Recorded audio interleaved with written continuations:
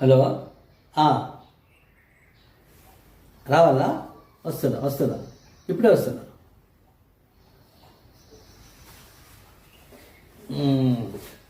మా ఫ్రెండ్ రమ్మన్నాడు, బయటికి పోవాలి. డబ్బులు ఎన్ని ఉన్నాయంటే 1000 రూపాయలే ఉన్నాయి. 1000 రూపాయలు సరిపో కదా, ఇంకో 1000 డబ్బు ఉండేమో. పద్మా గారు అదా ఒకసారి. ఏంటండి? ఒక 1000 రూపాయలు ఇవ్వ నాకు ప్లీజ్. 1000 రూపాయలు నా దగ్గర క్యాష్ లేదు. ఏటీఎం కార్డు తెస్తానున్నాడు. అయ్యా, ఏటీఎం కార్డా? సరే కానీ డ్రా చేసుకొని తీసుకోండి. ఓకే తీసుకుంటా. అయితే దీని పిన్ చెప్పవా? పిన్ నా డేట్ ఆఫ్ బర్తేనండి, మీకు తెలుసు కదా. డేట్ ఆఫ్ బర్త్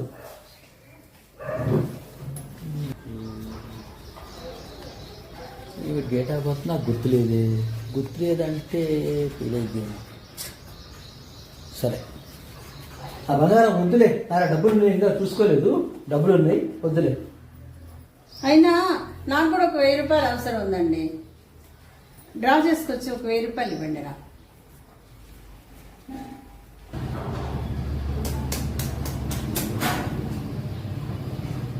ఇప్పుడు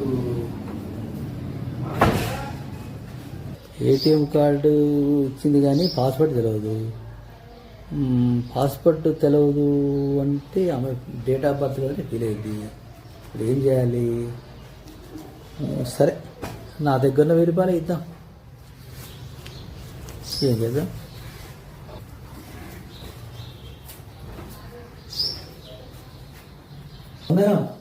ఏంటండి?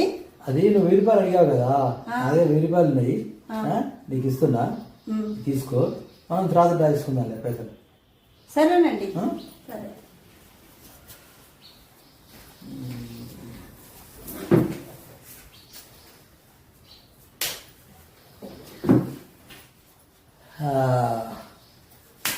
నేను 1000 రూపాయలు అడుగుదాం అనుకుంటే నా 1000 రూపాయలు అయిపోయినాయిగా.